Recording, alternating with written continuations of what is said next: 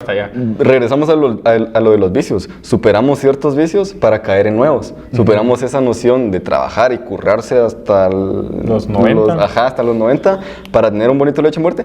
Y pasamos de eso a ser totalmente que nos valga madres todo, pues así como que ser así como vos decís, muy emocionales, muy sentimentales, en el sentido de que solo nos importa como que una visión muy romántica de la vida, como muy carpe diem, pero muy carpe diem.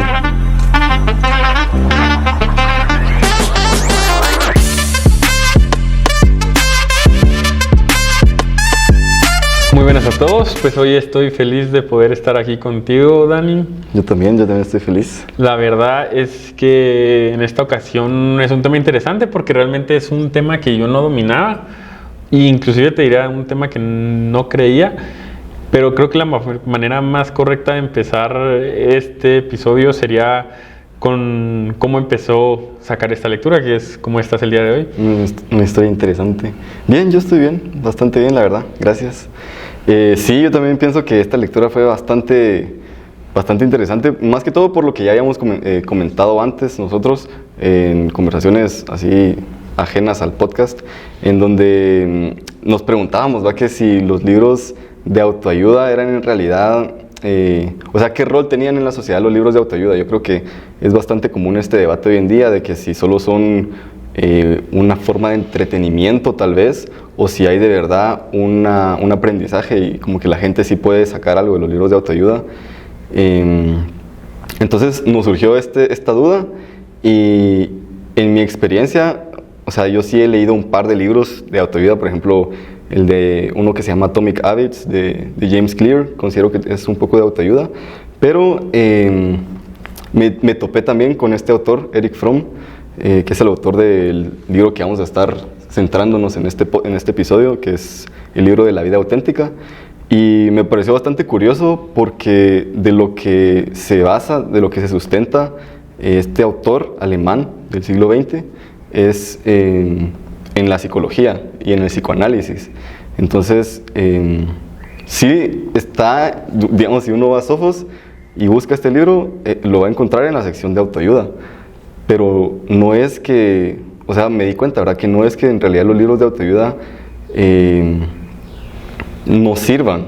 Mira, es que realmente yo no, o sea, en mi cabeza los libros de autoayuda eran este nicho específico y en mi cabeza muchas veces que fuera de autoayuda era como estos de dinero o de qué hacer con un divorcio, estas cosas de autoayuda, y realmente haber descubierto este nicho de psicológico, siento que ayuda mucho porque en especial sí me enamoré de esta rama específica de si se le cataloga libro de autoayuda, donde no te están dando qué hacer o no te están dando un ejemplo vívido, sino más bien simplemente hablan de pensamientos, o sea, de la forma de pensar de esta persona, la forma en que entendió esta persona y la forma en que percibía el mundo con todos sus conocimientos, que siento que para mí eso es más valioso y sí me genera cierta ayuda que más bien que me narren una circunstancia, porque realmente siento que uno no se puede encajar, o al menos en lo personal hablo de que no nos podemos encajar, este es mi problema, ¿sabes? Y por eso no apoyo, y yo era de los que no creía que los libros de autoayuda eran buenos, porque no puedo venir y decir, es que no puedo dormir porque, fijo, tengo problemas en la organización, ir a comprar 3 libros de un emprendedor X en Estados Unidos, 48 leyes de concentración, lo que sea, pues, o sea, siento que pues sí pueden generar valor, pero realmente si yo determiné que esa es mi causa, y la gente que pueda hacerlo, felicidades, pues, pero realmente siento que rara vez podemos a simple vista decir este es mi problema. Este es mi problema. Es cierto, y justamente eso es de lo que habla este libro, de la vida auténtica. Me parece curioso eso que decís de que un libro de autoayuda no es aquel que te va a decir qué hacer, digamos, o aquel que te va a dar esos tips para salir de tus problemas, sino que, digamos, o sea, siendo sinceros, leyendo este libro, uno se tiene que poner en introspectiva, a puro tubo, o sea, uno tiene que estudiarse a uno mismo por medio de este libro, porque no es que te vaya, digamos, me parece curioso la forma en la que empieza este libro, porque menciona que la sociedad antigua, digamos en el siglo XVIII, pasaba por ciertos vicios o ciertos problemas que eran problemas bastante importantes, como la explotación, el tema de que era el acaparamiento, el ahorro o el autoritarismo incluso. Pero de la forma en la que habla de estos problemas es que de esos problemas se migraron a otros problemas en el siglo XX, como por ejemplo en el tema de la explotación. Ya no es un empleado el que explota a otro trabajador, un jefe que explota a un empleado, sino que es el mismo empleado que se explota a sí mismo, digamos. No, y realmente es que es bastante grande como habla, y yo sí quería mencionar que a pesar de que no es una lectura pesada, es como un multiverso de conceptos. O sea, en el nicho en que entras, tanto conceptos ya sea de él mismo, conceptos de psicología, de filosofía. Esta es como una película de Marvel de filósofos, te mencionan a todos los que... Para un aficionado, pues sí le vas a entender aún más muchas cosas, porque menciona muchas obras adyacentes. Cabal. Y siento que eso de que... Yo lo veo algo así como la energía. O sea, que los vicios son las características del humano y son como la energía, no se destruyen, solo cambian. Ajá, solo cambian, y justamente eso era lo que iba, que entonces nos vamos a la tarea de descubrir qué es lo que está ocasionando esos vicios, que no los estamos superando, sino que solo estamos migrando a otros, que no es como que pasamos del siglo XIX, de tener explotación o de tener desigualdad a ya no tener explotación o a ya no tener desigualdad, sino que estos grandes problemas de la humanidad solo migraron a ser otros grandes problemas. Entonces vamos a eso de que si no encontramos las raíces de esos problemas, vamos a seguir yéndonos a los otros extremos de la balanza y no vamos a poder salir de ese estado de impotencia o de ese estado de no saber quiénes somos en realidad o qué es lo que nos está pasando. Y yo creo que es una situación que estamos viviendo actualmente, en donde los valores morales en realidad están muy dispersos y están muy como que no sabemos en realidad cuáles son nuestros verdaderos valores, porque no nos damos la tarea, no nos tomamos esa tarea de estudiarnos a nosotros mismos, tanto como individuos como en sociedad. Yo sí lo veo, o sea, sí necesitamos aprender y entender estos valores que nos hacen a nosotros, pero yo más no lo vi como problemas, o sea, como cuando mencionaban vicios, suena malo, y no es que sea positivo, pero más lo caracterizaría como las características de la humanidad. O sea, como que yo no lo vi como problemas o cosas que envenenan a la humanidad, al ser humano, sino que yo lo vi como cosas que nos hacen pertenecer aquí. O sea, como que si vamos a estar aquí como todos juntos, te toca lidiar estas cosas. O sea, sí, te toca ser parte y entenderlas. Y este libro te narra muy bien como, no qué hacer, como dijimos, pero sí que existen, ¿me entendés? Y sí pasa mucho, no sé si es por la situación en la que me encuentro, muchos factores de mi vida, tanto actuales como pasados, sí te identificas con muchas cosas. Y ya que mencionaste los vicios, para mí la parte que más se me quedó en la cabeza fue que decía que en la actualidad, en la modernidad, la enfermedad más grande era la ansiedad, el insomnio, el alcoholismo y todas estas evasiones de la realidad. O sea, que eran el escape a preferencia, y lo deja claro. Y realmente, al ser jóvenes universitarios, lo vemos todos los días. O sea, el insomnio, la ansiedad, el alcoholismo son cosas que no solo vivimos, sino vemos a nuestro alrededor todos los días. O sea, realmente es algo presente. Es algo presente. Y que no se ve a nadie haciendo nada. O sea, no es... Y no es que te puedan dar una guía, pues, pero... Sí, pero al final... sorprende. Ajá. Y ahorita voy a llegar a ese punto que estás tocando ahorita, pero algo que me parece bastante curioso del libro, y yo creo que es bien precisa la forma en la que empieza por esto, porque la cuestión que estudia en los primeros 2 capítulos, por lo menos Erich Fromm, es esta cuestión que habías mencionado de la esencia humana, esto de qué nos hace, cuáles son las características de nosotros como humanos. Y a lo largo de toda la historia de la filosofía, de la historia de la humanidad, pues han habido un montón de pensadores, un montón de filósofos que han dicho, ¿verdad?, que el ser humano, la esencia del ser humano es tal, es cual, y algunos hasta han dicho que no hay tal cosa como naturaleza humana. o algunos han dado una vuelta completamente distinta a la vista de la... Es el debate más grande de la filosofía, es la razón de ser. Cabal, algunos dicen que Marx dice que no hay tal cosa como naturaleza humana, yo la verdad no sé, no he leído tanto a Marx, pero Erich Fromm, por lo menos su versión de la esencia humana es que es esta búsqueda de preguntas. No está en la esencia humana no está en las respuestas que encontramos, sino en las preguntas que nos hacemos. Entonces, este vaivén en donde nos encontramos de superar estos vicios, pero recaer en otros, nos hace cuestionarnos más cosas y nos hace solo que surjan más preguntas, digamos. Entonces, yo creo que esa tarea de buscar más preguntas es lo difícil y es lo que no muchos quieren hacer. Entonces, por eso, al restringirse como humanos a hacerse más preguntas, es cuando caemos en estas cuestiones de la ansiedad, de la depresión, de no tener este sentido de identidad. Pero es eso, es como que no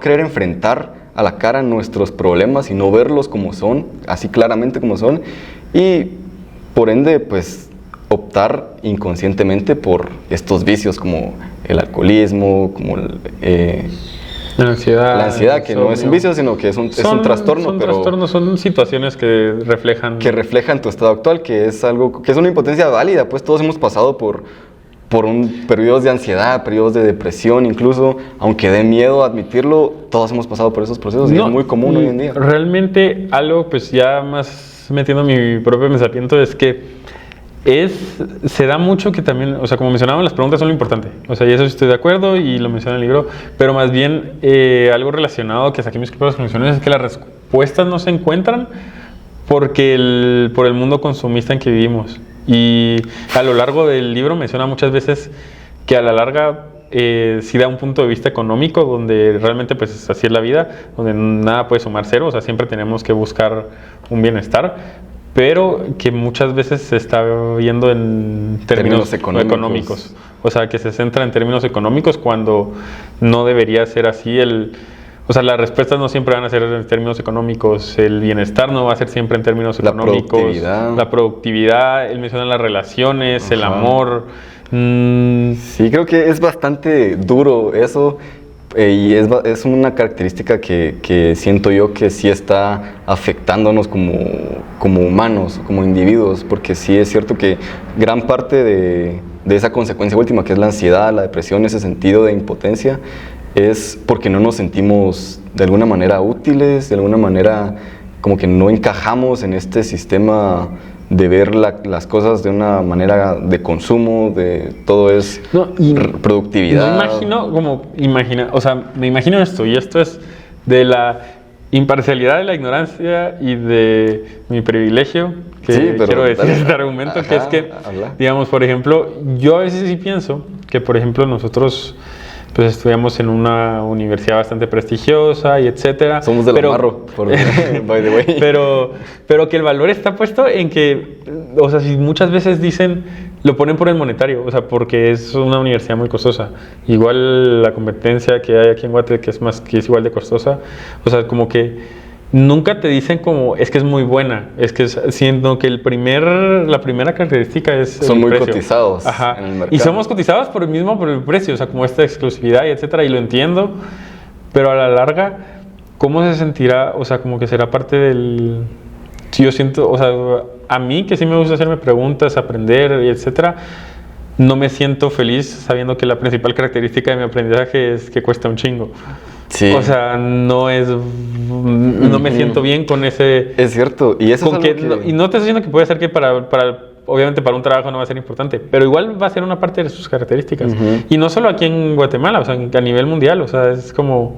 Sí. No, si a nosotros mismos, si nos dicen, viene alguien de Oxford, decimos, wow, o sea... Es una eminencia. Es una eminencia y, o sea... Sí. Creo que en general en Occidente, hablando, o sea, refiriéndome a Estados Unidos, el mundo occidental, Estados Unidos, Europa, la educación está muy inflada.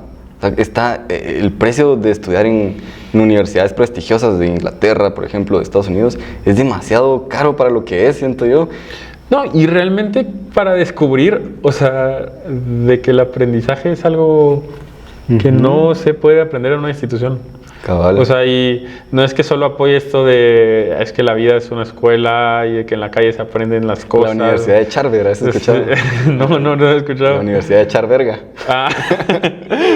Pues es que, o sea, también, o sea, sí lo entiendo y es que ahí está el conocimiento. Pero la formación como tal, no sé a qué punto se mide por un intercambio monetario. Sí, es que al final, o sea, esa educación te están formando para ser parte de todo ese sistema económico en cuanto a la idiosincrasia occidental, en este sentido de que mientras más produzcas, vas a ser mejor o vas a ser más, como que vas a poder desarrollarte mejor como persona. Entonces, gira en torno a eso la educación de esos lugares, pues, de estos lugares. De nosotros. Ajá, de nosotros, sí. Ajá. Y es algo que quiera que no, tarde o temprano te vas a desesperar en algún punto. O sea, siento yo que vas a encontrar cierta ansiedad que se la vas a atribuir a otras cosas, pero en el fondo puede que no lo querrás ver, pero que te estén imponiendo ideas, que te estén imponiendo formas de ver la vida, te estén imponiendo valores y no te están dando esa oportunidad de desarrollar tu propia conciencia vos. ¿Me explico? Pero es que, digamos, algo que me gustó, y sí cambia un poco el tema, pero de la conciencia de los valores, es que mencionaban, y esto sí lo tengo puntual, de que era de hablar de la espontaneidad. Ah, sí, eso es un gran tema. O sea, sí es un cambio medio brusco, pero siento que va relacionado porque la espontaneidad es algo que no se considera y que con esto que hablamos de generar valor, de todas estas cosas de ser una máquina casi que, dejamos aparte la espontaneidad y está afectando, siento que nuestros valores. O sea, sí, es que en el punto que no sentimos emociones o no nos dejamos sentir emociones porque las emociones son espontáneas.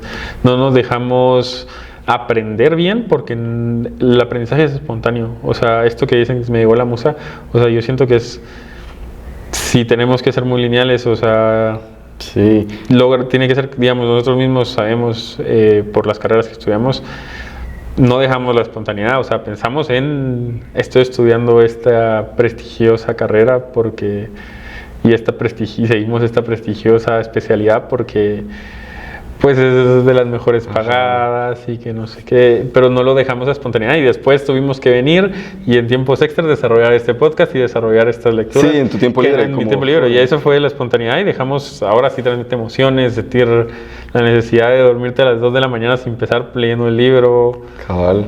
Sí, eso es cierto, y sí va bastante relacionado al tema que sacaste, porque justo esta imposición de formas de ver la vida, de que vos tenés que estudiar esto porque esto te va a dar mucho dinero y vas a ser bastante exitoso, como que poniendo el éxito en esos términos, te está afectando como tu forma de ser, porque quiera que no, también te estás cosificando, digamos, en términos de Erich Fromm, que te estás volviendo ya no una persona, sino una cosa que no vende cosas, sino que se vende a ella misma.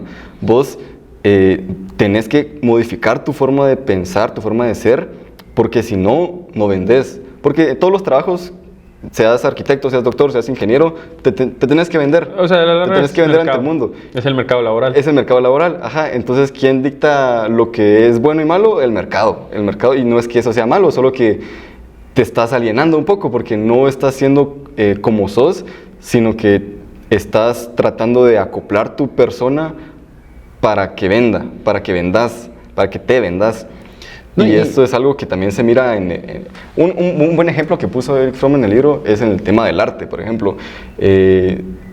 Si vos ves grandes obras abstractas, o no abstractas, sino cualquier tipo de obra, ya sea musical o de pintura, y no la entendés, pero es muy cara, uno tiende a decir, bueno, o sea, es un buen pintor, es una buena obra de arte, pero si ves otra que es igual de abstracta, igual de buena, se podría decir, pero que no vende tanto, entonces ya catalogas a la persona como medio esquizofrénica, medio loca, como un artista que está loco y hace abstracciones y y no logra vender, pero no es que sea un mal artista, sino que solo la diferencia es que uno vende y otro no, pero ambos tienen este sentido de espontaneidad, ambos hacen lo que y mencionaba también más sale de adelante su voluntad. que me gustó mucho que lo formó parte fue que decía, entonces, ¿qué es ser un artista? Y mencionaba que ser un artista puede ser, o sea, si nos ponemos en la definición, puede ser un filósofo, puede ser el pintor. ¿Y qué diferencia un pintor de un fotógrafo? Que igual están capturando una imagen o una ilustración. Creo que el artista incluso es el que admira el arte, porque estás partiendo de esa actitud creativa de la que habla también, como que esa actitud en donde... Y de esa libertad espontánea de sentir. De sentir, ajá. O sea, esa es espontaneidad de que genera ese valor que lastimosamente, aunque no es el que le ponemos, es que es el valor que te está generando. Sí. Ahora, aquí hay otro tema interesante. Hablaste del tema de la espontaneidad, que una de las características de alguien auténtico es alguien que actúa desde su espontaneidad, desde su actividad espontánea, y así es como refuerza su sentido de identidad, su sentido del yo. Y por esto me gusta estudiar algunas etimologías de las palabras, porque hay bastante sabiduría en el lenguaje sin incluso darnos cuenta, pero el origen de la palabra espontáneo viene del latín, de sponte, de voluntad, hacer las cosas por tu voluntad, por tu propia voluntad, sin que te lo impongan. Pero, ¿cómo sabes vos si lo que haces es tu voluntad? O sea, si lo que tú querés es lo que realmente tú querés, y dónde se cierra este ciclo de que lo que vos querés no es algo que inconscientemente te condicionaron, ya sea un círculo social o todo un sistema, a que quisieras. Mira, ahí lo voy a tirar de una vez relacionado a algo que menciona al principio, que es lo del vicio del autoritarismo. Que para explicarlo a grandes rasgos es que siempre, obviamente todos sabemos los problemas políticos y gubernamentales que hubieron en el siglo pasado, pues las guerras mundiales, y que ahora estamos repitiendo un poquito eso con Rusia. Sí, como que los problemas. Pero sin embargo, pues fue algo del siglo pasado que se caracteriza. Pero entonces, esta mención de que existen dos tipos de regirte, discreto y directo, por así decirlo. Ajá, era... pues en esencia es así.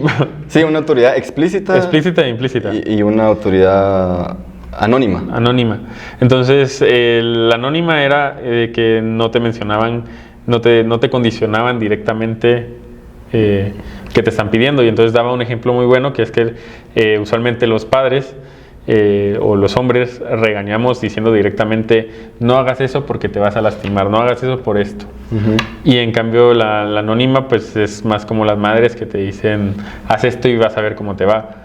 Y era el ejemplo que daba. Y vos entendés que te puede ir mal, pero siento que sí concuerdo en que es mala, porque te limita, no sé, y te condiciona. Y siento que es donde entra lo que estabas diciendo, que es que siento que muchas veces actuamos con esas condiciones. O sea, como todo es anónimo ahora, el que buscar, el que querer, en qué demostrar tu interés, en qué gastar tu tiempo, como que está muy condicionado anónimamente. O sea, ya no es como antes, donde no se podían hacer muchas cosas porque habían consecuencias, sino que ahora simplemente no las hacemos porque anónimamente nos dijeron que no podemos.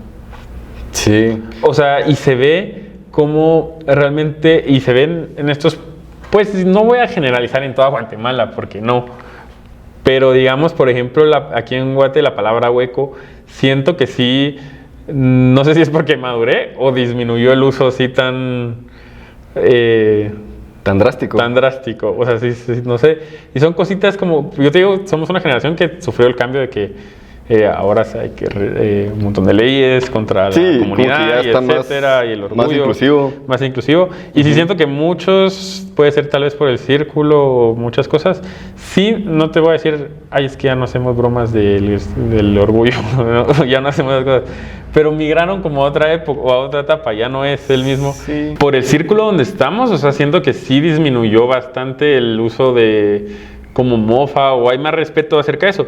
Y por eso te digo, como somos personas de lento cambio, conforme a las generaciones se dan cuenta que al final va a estar mal decir esas cosas y nos vamos a sentir mal, pero nunca nos han dicho que está mal, ¿me entendés? O sea, no hay un dictador LGBTQ que obliga a todos a respetarlos como antes. Entonces, sino que es esta situación anónima que nos ponen, donde hay un nuevo escenario y hay que respetar estas cosas. Y así nos regimos en muchos factores de la vida, o sea, como pues sigue habiendo analfabetismo y lo sé, pero sin embargo cada vez se ve más como esta necesidad de, no quiero decir estudiar en una universidad, pero al menos aprender a hacer algo. Sí. Y hay más sed, o sea, se ve esa necesidad y se ve mucho en estas academias de maestrías de negocios, maestrías de mercadeo, que mucha gente mayor se está metiendo por esa como ese régimen anónimo de tener que acaparar más información o consumir más información. Sí. O sea, que vos sí pensás que o sea, obviamente el hecho de que seamos condicionados no significa que sea, o sea, no es algo bueno o algo malo. Solo es algo espontáneo, pues. No quiero pasar ese tema todavía, pero siento que no nos quita la libertad. No nos quita la libertad, ok. O sea, vivir en esas paredes invisibles no nos quita la libertad, en mi criterio. Es cierto, sí, yo también, yo pienso lo mismo también. O sea, porque realmente ser libre es un concepto bien amplio.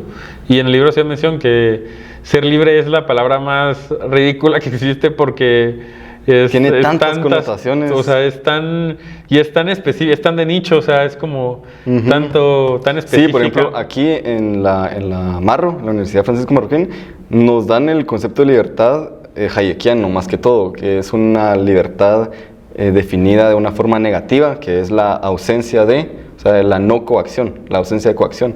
Pero eso es una libertad, digamos, una libertad individual, digamos, en términos económicos, políticos, se podría decir, pero igual libertad, el concepto de libertad, otros filósofos lo han empleado de otra manera, como una libertad metafísica, una libertad de conciencia, una libertad no, y en el ser humano es tan grande, o sea, y es tan contraproducente a sí mismo, o más bien tiene una alta polaridad, porque digamos podemos ser libres de muchas cosas, pero al tener esas libertades perdemos otras libertades, o sea, como que no se puede ser libre, y por eso menciono que vivir en esas paredes invisibles que no, pues a la larga no sabemos de su existencia, o sea, vivimos en ese grupo, siento que no nos hace no libres.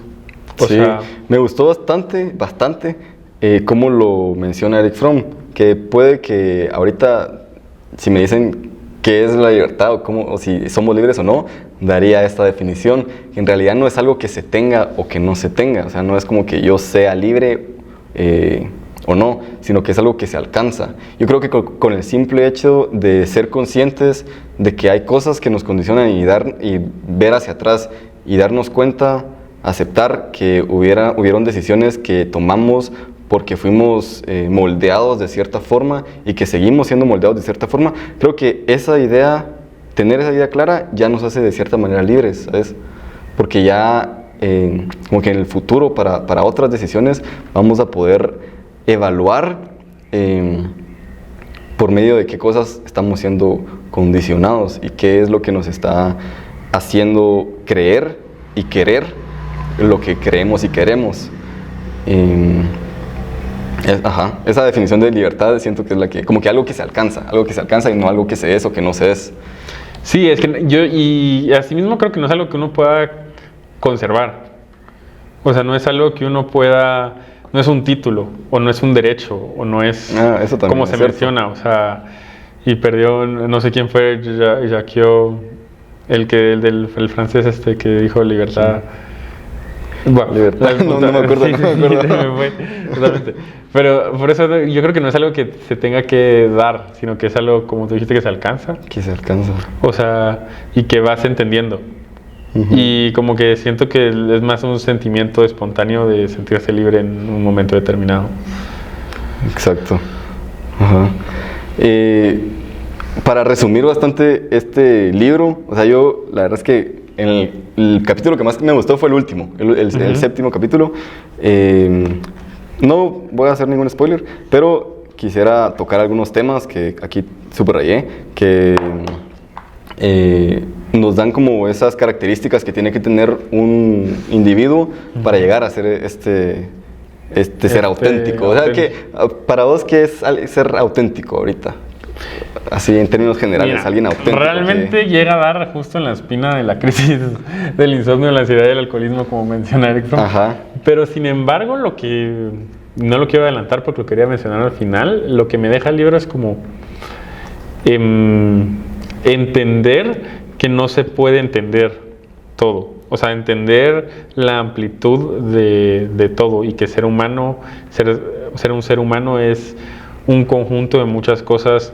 No las quiero llamar aleatorias, pero las podemos llamar espontáneas, que nos hacen ser auténticos. O sea, sí lo atea esa persona espontánea y eso abarca en todos los ámbitos. La espontaneidad es lo que amarra. La espontaneidad es lo que amarra ser auténtico. O lo que nos llega a ser auténticos. Sí. Yo creo que para mí ser auténtico es esa superación del miedo, ¿sabes? Del miedo a no ser, el miedo a no encajar y el miedo a no ser tú mismo, ¿sabes? Como que y esto va relacionado con los primeros temas que habíamos tocado, de enfrentar los problemas como son. Yo creo que alguien auténtico, verdaderamente auténtico, se tiene que dar cuenta y tiene que ver así claro y pelado cuáles son esos problemas. Y me gustó algo que dice que, por ejemplo, cuando nosotros pensamos que lo malo que nos pasa es culpa de los demás o es culpa de las otras cosas, es porque nos estamos proyectando en ellos o en esas cosas y estamos distorsionando la visión de esas personas que según nosotros nos hacen cosas, pero es algo que está en nosotros. Entonces, ¿cómo se supera eso? En realidad es por medio de la introspección. Ahí sí que es algo que vos tenés que trabajar individualmente y dejar de proyectarte en las otras personas, que es algo difícil, es algo que toma tiempo, es un proceso, es un gran proceso. No, y lo mencionaste, o sea, yo me acuerdo que una parte puntual que sí se me quedó mucho en la mente es que decía, el hombre alcanza a ser hombre cuando supera el miedo de la muerte. De la muerte. Que es el laberinto más grande que tenemos los seres humanos y que es la respuesta de muchas cosas que están creadas, ya sea por la sociedad, por la humanidad, por todo, es el miedo a la muerte. Y sí va de la mano con todo lo que dijiste, o sea, el miedo es el laberinto más grande que nos inhibe llegar a esas cosas. Sí. Y no sé si vas a mencionar algo de lo último, pero pues, mencionarlo. No, yo más quería como que saltarme en general ya en el concepto de autoayuda. Es fascinante cómo enseñan pues que no te están diciendo, pero te están dando las cosas que posiblemente te están dando un problema. Y como tú dijiste, te llevan a la introspección, o sea, poder admitir que tenés miedo, poder admitir que tenés estas presiones, que te vas a morir mismo, y que vas a morir, que tenés esta guerra interna en ser útil, en ser que yo social. Creo que hablando de ese tema de la muerte, algo que ha estado bastante en mi cabeza es que también mucha de la ansiedad que sufren las personas hoy en día, bueno, que han sufrido siempre en realidad como humanos, es esta búsqueda de propósito, esta búsqueda de sentido que al ver a la muerte ya como una posibilidad, pues uno se apresura a buscarle un sentido a su vida, uno se apresura a buscarle un propósito, pero en realidad no es que la vida tenga que tener un sentido, sino que el sentido de la vida es la vida misma, ¿sabes? Como que el hecho de vivirla ya le da su propio sentido. Es un paréntesis. Sea, es meterse a lo del absurdo, pero sí, cabal, sí es cierto. Albert Camus del absurdo, justamente. O sea, porque sí siento que el miedo nos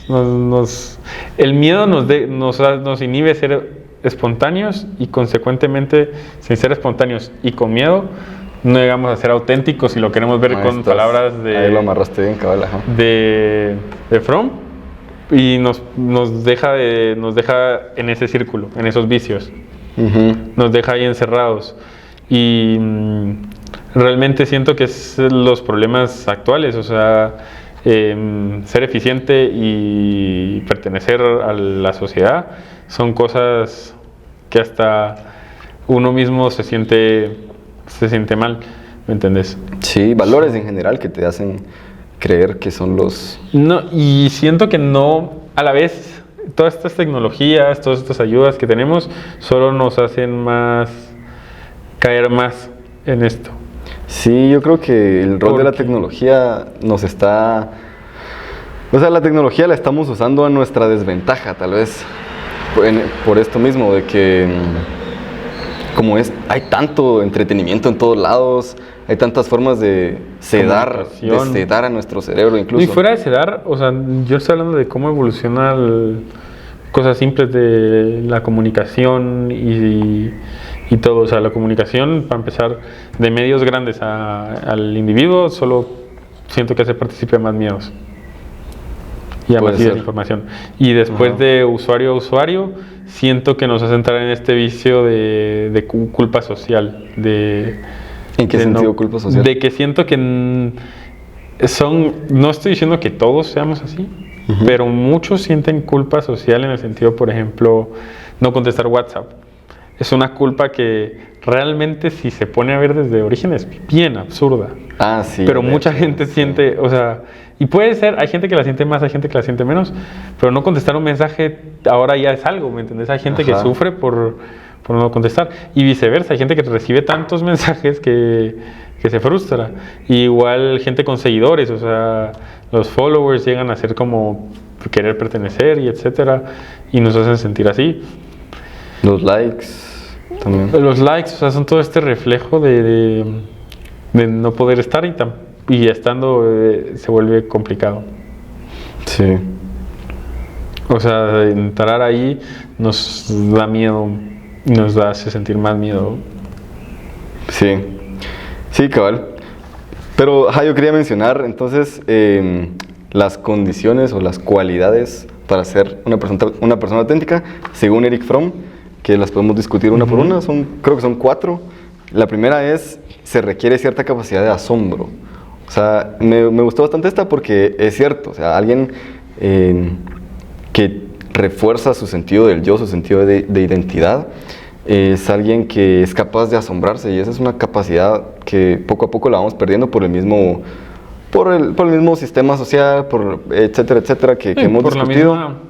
Porque seguramente en las escuelas, o sea, el sentido de no saber algo o de descubrir cosas nuevas que estás, como que se supone que ya tendrías que saber, se denota como alguien ignorante, como alguien alguien ignorante en general. Entonces no se refuerza, no se practica en general esta capacidad de asombro, sino que te enseñan cosas porque las tenés que saber y no porque son de verdad asombrosas. Entonces hay una frase de este matemático Poincaré que menciona aquí, que dice que el genio científico es la capacidad de sorprenderse, porque los científicos son esas personas que ven fenómenos naturales, fenómenos que todos vemos, pero ellos los ven con ojos distintos, ellos los ven con ojos de asombro. Entonces, si tomamos esos ojos de los científicos, digamos, de ver cosas normales que todos ven, pero asombrarnos por esas cosas, por más pequeñas que sean, creo que refuerza también tu identidad, tu capacidad de... No, y siento que, sin interrumpir tanto, algo que ha relacionado que menciona que justamente es esto de que sí me quedó claro porque soy culpable de hacerlo, que mencionaba que estas personas que tenemos, porque yo soy así, de tener un carácter de mucha experimentación, o sea, de querer acaparar todo este asombro, o sea, de estar muy viendo cosas nuevas, solo nos separa más de encontrarnos a nosotros mismos. O sea, que suena irónico que estar probando mucho nos hace ser menos nosotros. Te pierde más, tal vez. Te pierde más. Y siento que sí entra en mi persona, por ejemplo, y por eso me gustó mucho el libro y me sentí como muy identificado con muchas cosas, que tiene razón, o sea, sí... Pero es mismo, es como una adicción al asombro. O sea, siento que es esto de... Pero al final, o sea, no es que te vayas a encontrar a vos mismo en algo, sino que que te identifica es esa misma curiosidad, ese mismo querer buscar cosas nuevas, querer saber datos que no te van a servir para nada. No, yo lo entiendo, pero me refiero así como esa... que se da mucho, y siento que se inventó esta frase de ser un todólogo, y ahora está mucho en concepto de ser un todólogo, que sí a la larga tienes razón, que es que solo estamos intentando acaparar cosas, inclusive a veces ya ni que nos gustan, o sea, solo por acaparar. Solo por acaparar. Sí.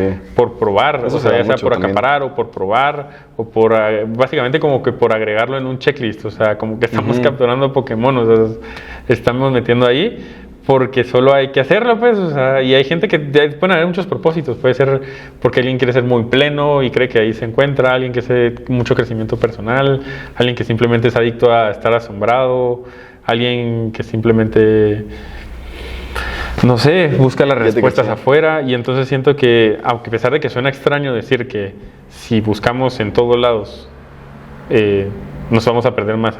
Sí, yo creo que eso... Y siento que va relacionado como a la sombra. Sí, va totalmente relacionado, porque justamente la característica número 3 que menciona Eric Fromm, bueno, no, es la número 2, es la concentración. O sea, vos dijiste, ¿verdad?, que al final uno se pierde con este afán de querer abarcar tanto y querer buscar aquí, buscar allá, muchos temas a la vez. Y otra característica que menciona Eric Fromm para ser alguien auténtico es que de verdad estemos concentrados en lo que estamos haciendo, o sea, que la cosa que estemos haciendo sea la cosa más importante de la vida en ese momento, porque siempre estamos como que a la hora de hacer algo, hacer una actividad, estudiar algo para un examen, cualquier cosa, siempre estamos enfocados en lo que vamos a hacer después, como que no nos enfocamos 100%, el 100% de nuestros sentidos en hacer esa cosa per se, sino que tenemos un poco de concentración en esa cosa, pero lo demás está en el futuro, lo demás siempre como que estamos constantemente viviendo en el futuro, y eso solo pues a la larga nos hace daño, porque no estamos haciendo nada a la vez. Así que el hacer muchas cosas a la vez significa no hacer nada a la vez. No, y siento que a la larga un común denominador entre, no importa la razón por la que uno esté intentando acaparar experiencias, conocimiento, etcétera, a la larga es por el futuro, o sea, por proporcionarse un mejor futuro. Sí. Inclusive me atrevería a decir que no es que sea malo, no es que sea bueno, no lo puedo tomar y viendo, pero por ejemplo esta gente que se da mucho ahorita con el cambio de vivir un lifestyle, ajá, de acaparar recuerdos y gastar en experiencias, yo soy totalmente así, lo apoyo y me encanta y todo, pero a la larga es por prever como llegar por el futuro, pues, pero que sí, como llegar a ese punto y ver para atrás, ajá, y ver todo lo que hiciste. Y a pesar de que sí se disfruta un montón en el actual, o sea, muchas de las veces y muchas de las inspiraciones y todo es como de para cuando esté en mi lecho de muerte no arrepentirme de nada, para ajá, cuando pero ahí cuando estés ahí ya, ¿para qué? Ajá, igualmente, sí, pues me entendés, o sea, como que no puedo culpar a todos porque no todos somos iguales, pero muchas veces incluso me ha pasado que mi inspiración ni siquiera es porque me lo disfruté ahorita, sino que es como, pues al menos cuando tenga 80 años no me voy a arrepentir. O ya más adelante no me voy a arrepentir. Siempre proyectado para adelante, para el futuro. Para adelante, para el futuro. O sea, sí, y siempre, digamos, por ejemplo, yo que tengo una relación muy larga de noviazgo, o sea, muchas veces te dicen como, no te cases ahorita porque te vas a arrepentir en el futuro. Uh-huh. O sea, yo como, ok, lo entiendo, ¿me entiendes? También me transmite miedo y etcétera, pero a la larga es como me estoy inhibiendo de disfrutar algo que posiblemente me pueda disfrutar ahorita, ajá, por pensar en el futuro. Por pensar en el... Sí, en vez de concentrarme en hacerlo bien ahorita, uh-huh, mejor me concentro en cómo lo voy a hacer mejor en el futuro. Entonces, cosas que ahorita podrían ser buenas las esquivo o bien las altero o bien las consumo para que pueda estar bien. Sí, al final no es que sea malo, obviamente hay que pensar en el futuro, hay que prever. No, o sea, no puede. Ajá, pero en términos, tal vez más hablado en términos materiales, en términos de, por ejemplo, tengo que tener planeado mi fondo de pensión, tengo que ahorrar para un enganche para una casa, por ejemplo. O sea, sí hay que tener esa noción del futuro, pero sí hay extremos como los que creo yo que comúnmente vivimos como jóvenes y como personas en general, que siempre como que todo es en el futuro, toda nuestra vida se basa en el futuro, porque estudiamos para tener un buen trabajo en el futuro. Tenemos un buen trabajo, trabajamos para tener ahorros suficientes para mantener una familia. Tenemos una familia porque queremos que crezcan y que sean exitosos también. Ahorramos para nuestros fondos de pensiones para cuando nos retiremos. Y al final, el periodo en donde en realidad pareciera que vamos a disfrutar es ese último lecho de muerte.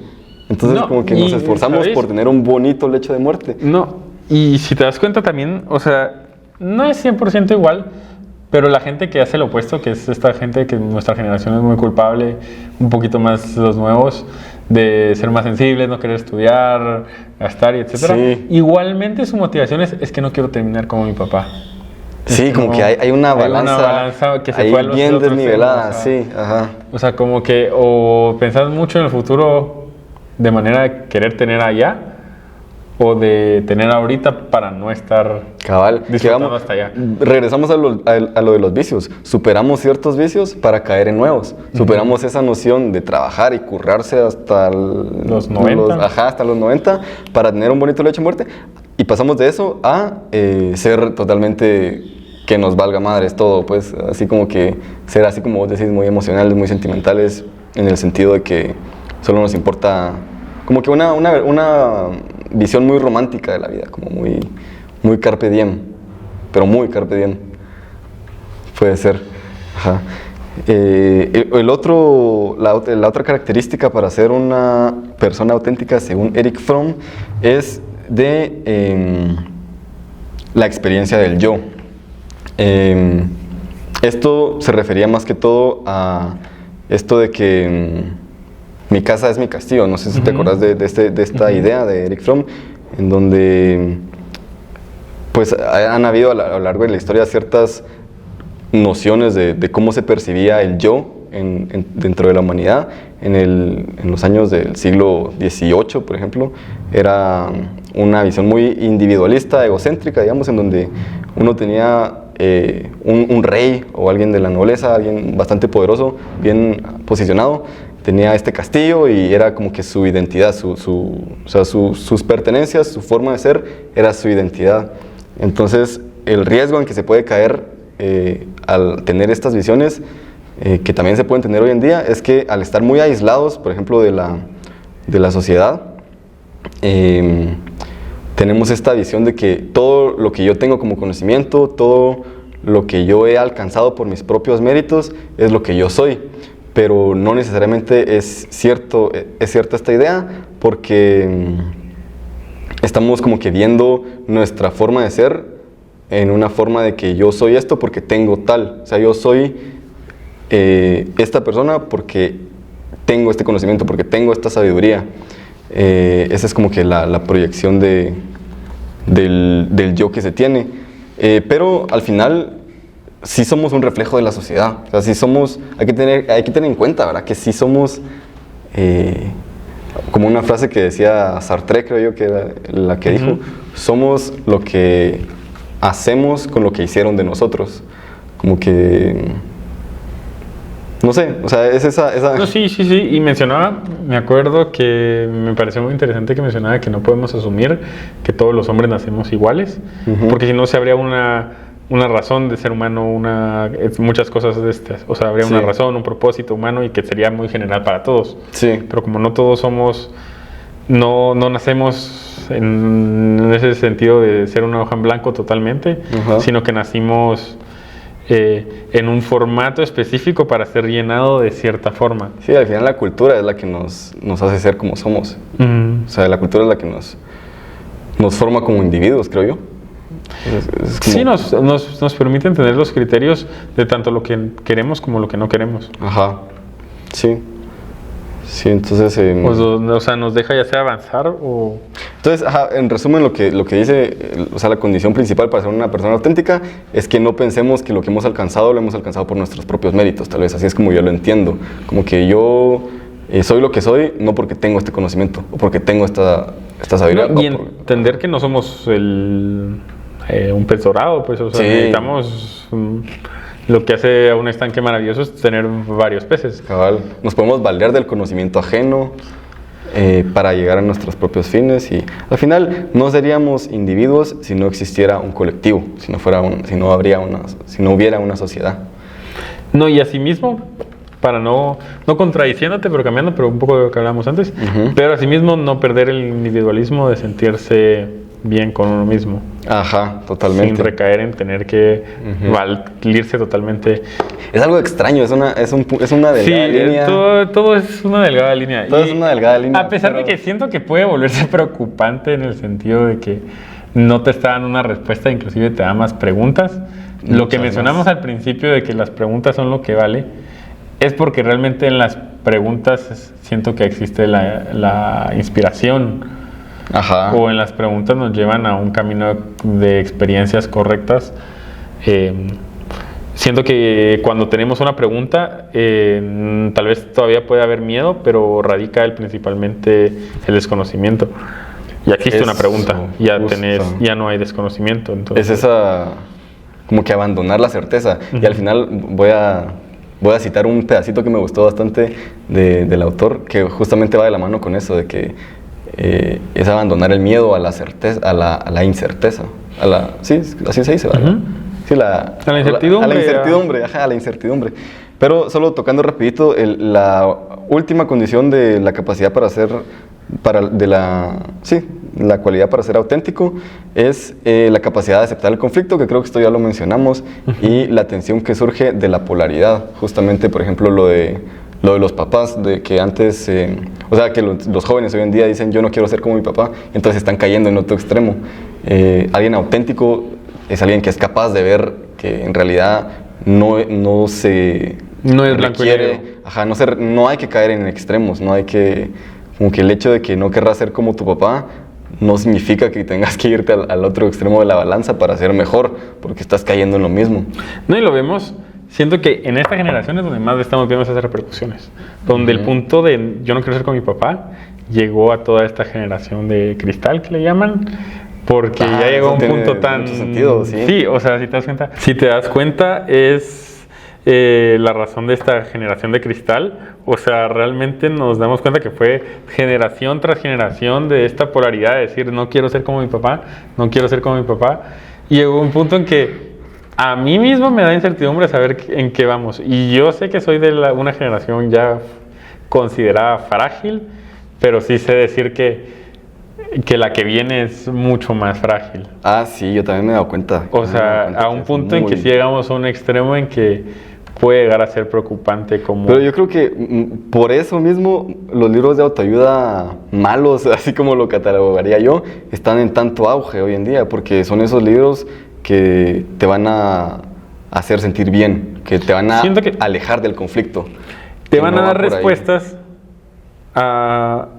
que solo te van a ahogar en preguntas que ya tenías. Sí, como tal vez un tipo de estoicismo modificado y como que más moderno, en donde te dicen que solo disfrutes tu vida fuera del conflicto, que solo como que no hay ningún valor en el conflicto, entonces aléjate de ahí y viví tu vida con tus amigos, por tu cuenta, lo más lejos posible del conflicto, y al más mínimo chispazo de conflicto, como que alejarte No, yo siento que está peor todavía. Hacer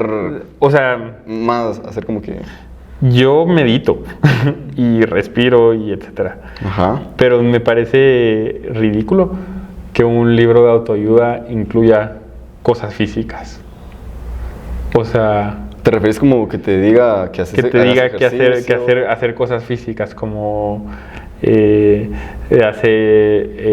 no lo de la cama, siento que lo de la cama ayuda, lo de hacer tu cama porque así te ayuda a llegar, son cosas bonitas, pero como de que meditas, esta carta, etcétera, sí son herramientas, pero siento que son dadas a esta generación específica donde no quieres ayuda de verdad, sino quieres alguien que te diga que quieres estar bien, pero ahorrándote todo eso. Sí, siento que todos queremos estar bien. No, todos queremos estar bien, pero siento que es como decidir encontrar un nicho donde deciden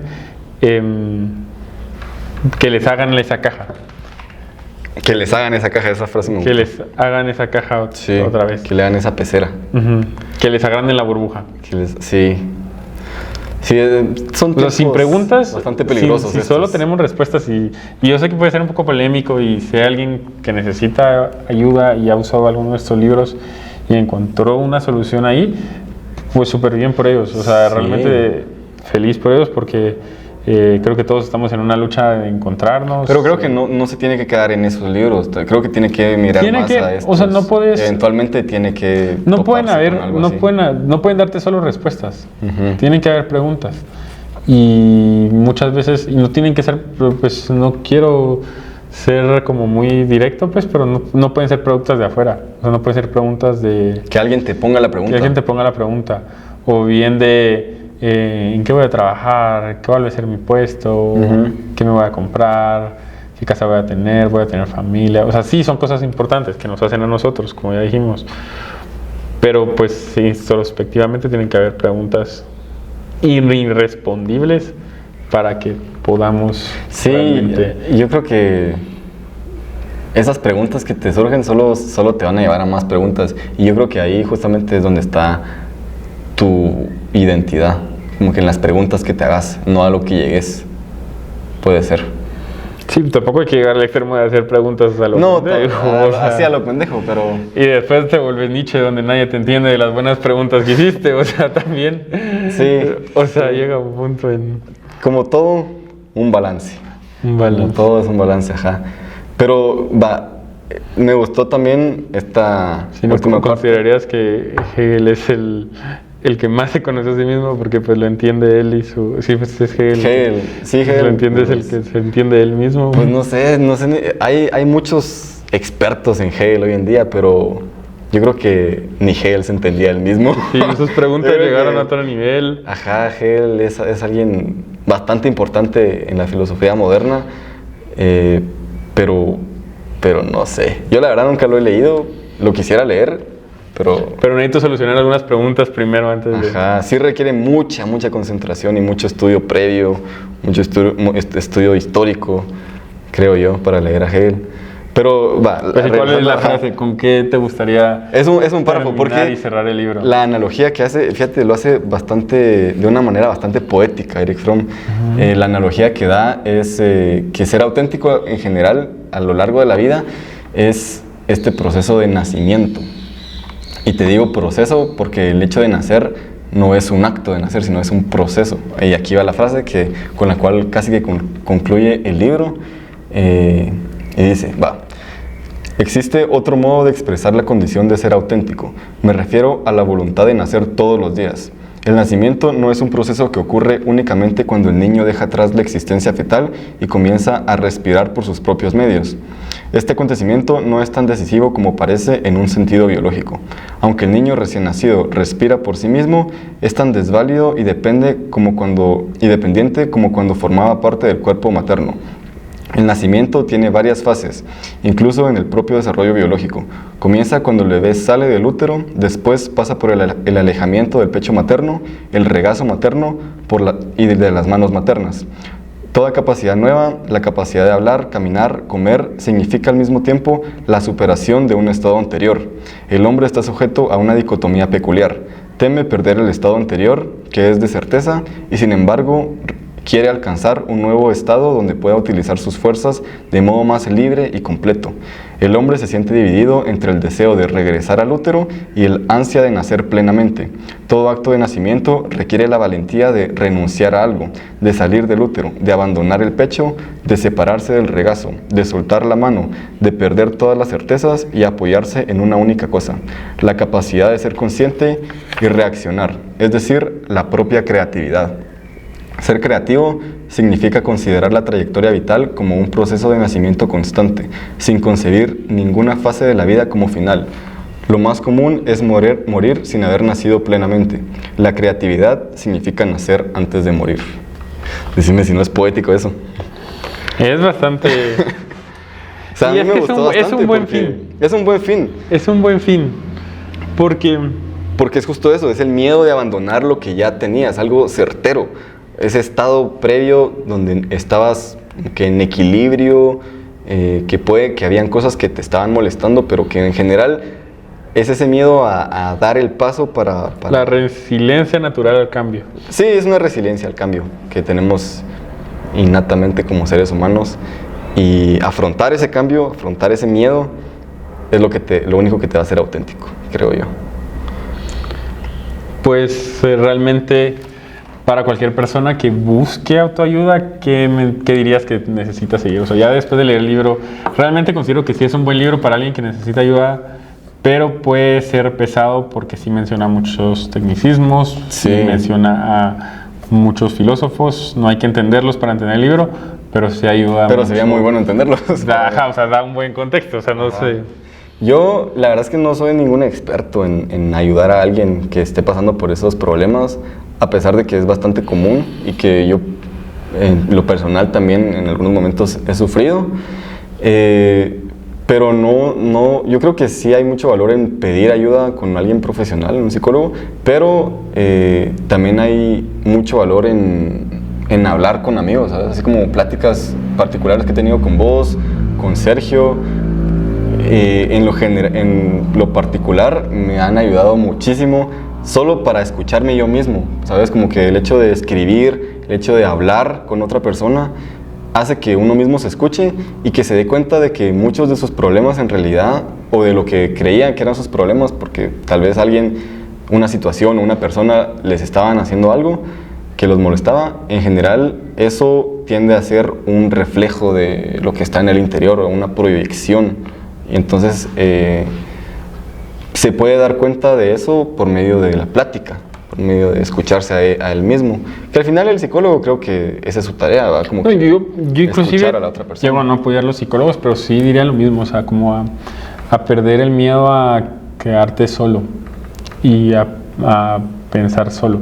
Sí. O sea, siento que muchas veces nos pasa que llega un punto, y lo hablo desde lo personal, o sea, abriendo un poco como traumas, es que no es que le tenga uno miedo a estar solo, sino que le este miedo a fallar, este miedo y si cometí errores, este miedo, son miedos que te van dando, o sea, y a la larga te molesta porque no tienes la libertad de hablarlo solo y de estar solo, pues, o sea, de entender que es una lucha. Creo que alguien que disfruta de su propia compañía, alguien que aprende a estar solo, ya nada puede contra él. O sea, una vez aprendes a estar solo y disfrutas de tu propia compañía, ya creo que llegaste al éxito. Siento que es aprender a estar uno solo, pero estar solo adentro. O sea, no en el sentido... No aislarse, no en el sentido físico de aislarse. O de alguien que puede estar tranquilo si está un mes sin ver a nadie, ¿me entiendes? Porque ajá, no, tampoco. Eso no ya es ser antisocial. Pero no hay problema con alguien que disfruta estar solo, ¿me entiendes? Físicamente. Pero alguien que no tiene miedo a entrar en su mente y ver las cosas como son. Cabal. Y de poder... Que también, regresando a lo mismo, que todo con cuidado y con balance, ¿verdad? Porque de cierta manera a mí, ¿sabes? es un yo poco en lo personal, la soledad. Por eso, en lo personal, siento que es bien estresante que te digan que la respuesta es el balance. Porque a la larga sí es. O sea, es como que te digan, si estudias te va a ir bien, y casi nadie estudia, ¿me entendés? Ajá. Pero pues como que a la larga es una respuesta obvia, sí, el balance es la clave. Pero siento que más que buscar un balance es mínimo empezar a atreverse a experimentar con el otro lado de la pesa. Antes de poder declarar voy a tener un balance, si alguien necesita ayuda, siento que es primordial experimentar con el otro lado de la balanza para realmente, aunque sea, no vas a balancear, pero vas a hacer que esa balanza se mueva.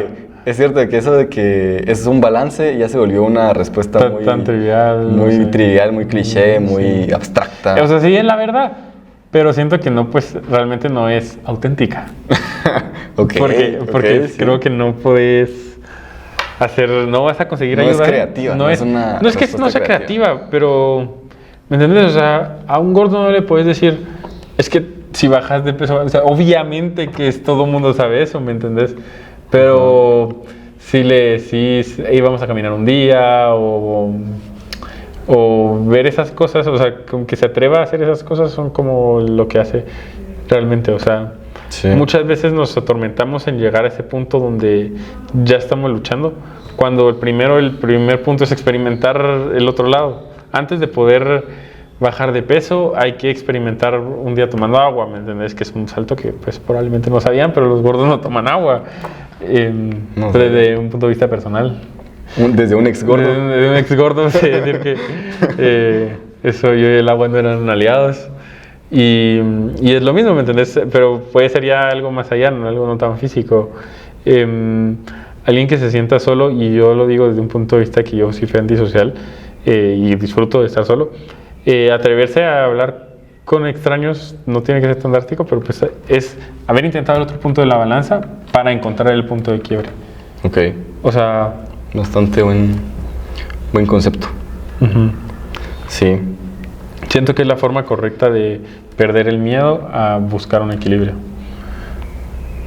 Nice. Porque no podemos buscar el otro lado si solo conocemos este lado y no importa qué hagamos, vamos a ir sumando a este mismo lado. Sí.